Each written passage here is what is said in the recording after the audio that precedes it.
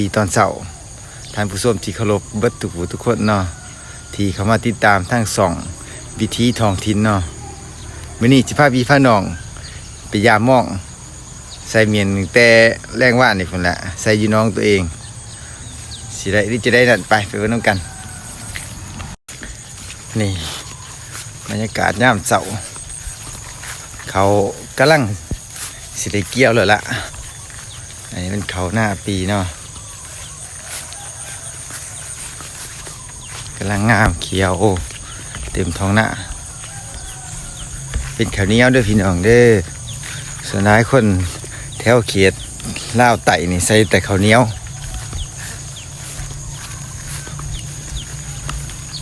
แสงตะเวนกำลังโผล่งามพี่น้องหามึงเสา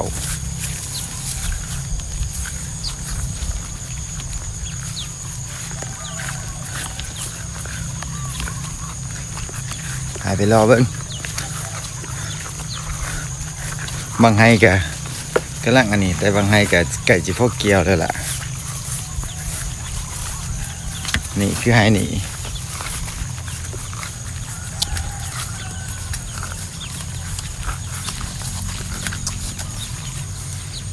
นี่คือไฮนี่ไก่จิพวกเกียวแล้วนี่ยังอีกประมาณทิศหนึ่งคือสิได้เกียวไฮนี่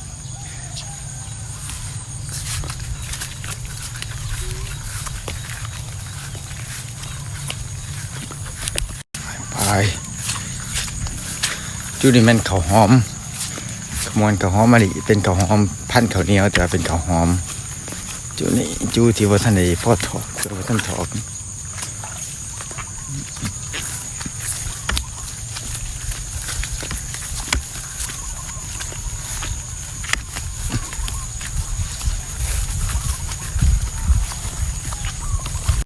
ไปมาแต่สิหอดละนี่แหละมองเขาใส่ยีน้องนี่แหละน้องหน้าตัวเองเอากระซ่าน้ำจะแบบเอาเนาะนี่ยามจะไม่กระซ่าน้ำบดเอาลงมาถือว่าสิบลงยามพี่น้องลิงนี่มันต้องโคกอะไรเพราะว่ายันปิ้งลายเดี๋ยวสิย่อให้เบิ่งก่อนเดี๋ยวสิแกเขาฟังเป็นมองสองหุ่นเนาะ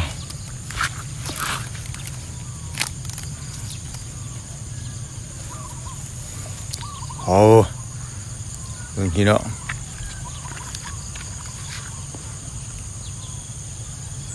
นี่แต่ปลาเค็งล้วนๆพี่แกเขามาฟังพี่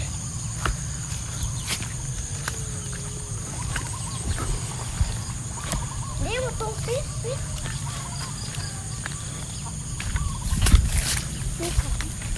สักผูกม่อง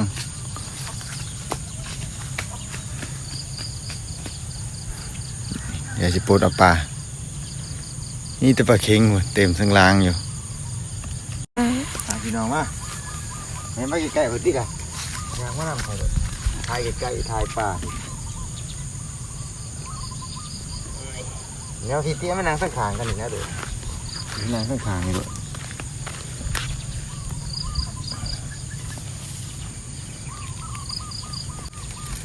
เห็นนี่ยังอยู่บ่ดิก็บุไรก็เดือนตีนี่สิก็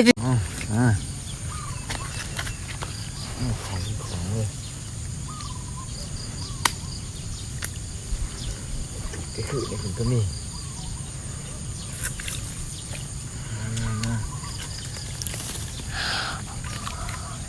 นี่แต่ปลาเค็งล้วน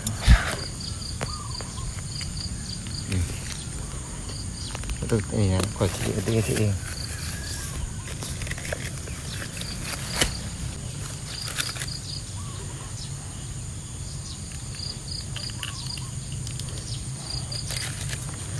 มา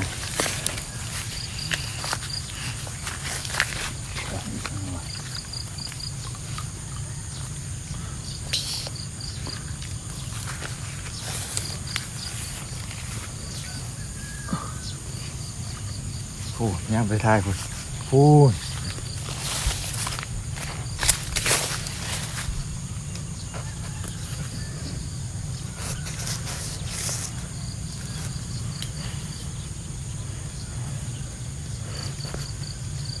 ถ่ายแน่เลย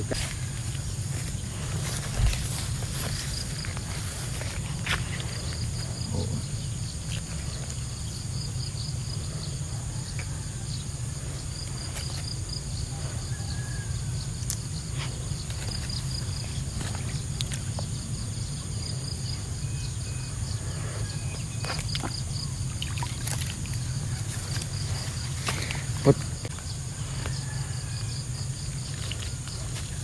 โอ้ยถ่ายเดี๋ยวไปตามหม้อง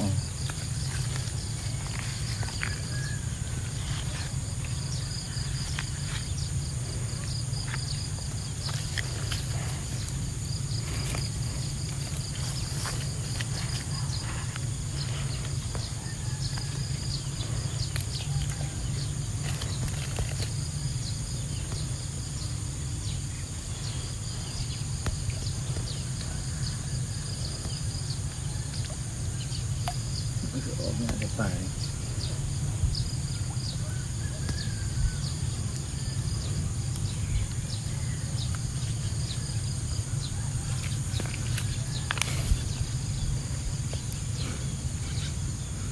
ปลาขาว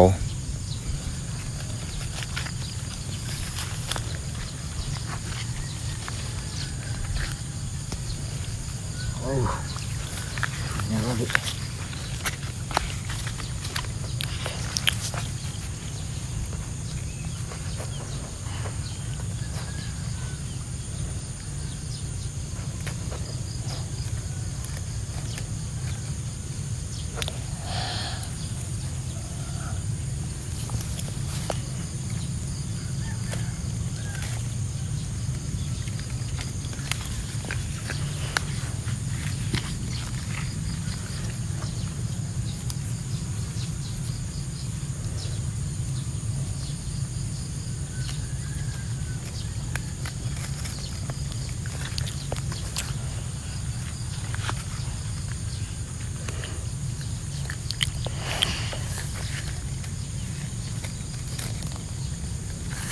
มาครับป้า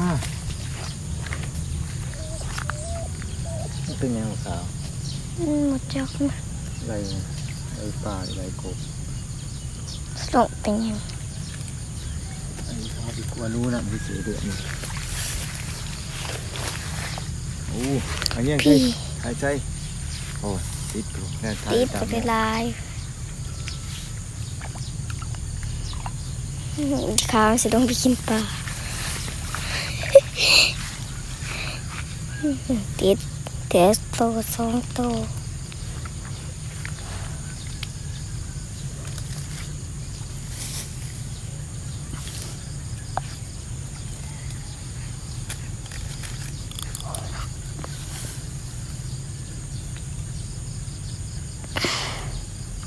ถ่ายให้นะ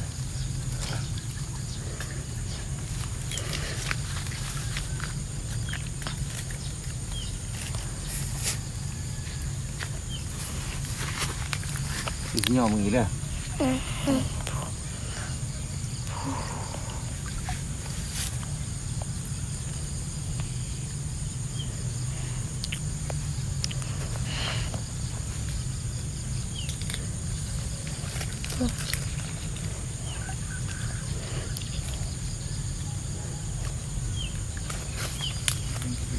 หรือว่าอันปลาลูกมันถือบ่ ปลาดุกปลาเข็ง แม่เนื้อก็เห็นปลาลูกตอนคืน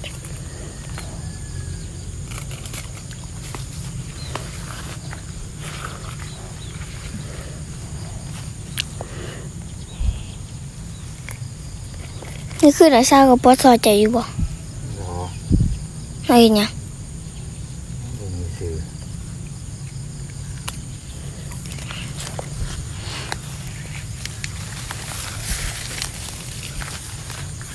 เนี่ยจะถ่ายจะแน่เบิ่งโทรศัพท์ผลหาว่ามันเงาเรื่องบ่งาน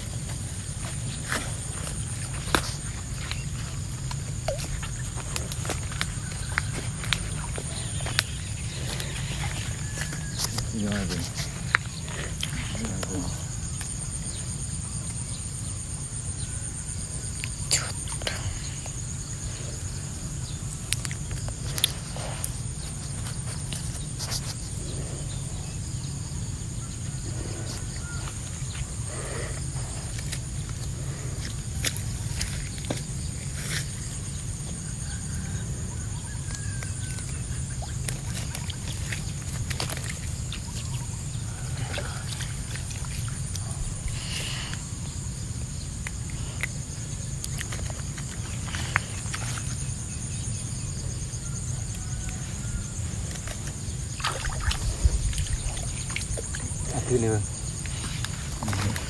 ก็ถือนี่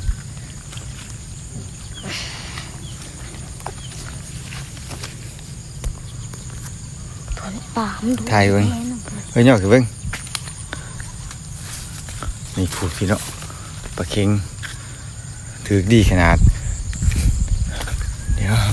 เบิ่งทั้งขางซ้ายนี่ก่อน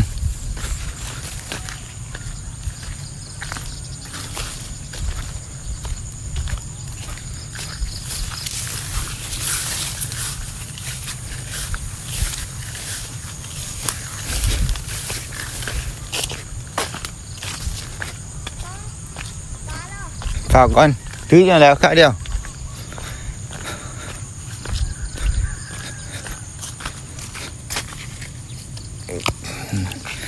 ก็รัดทางนี้เลย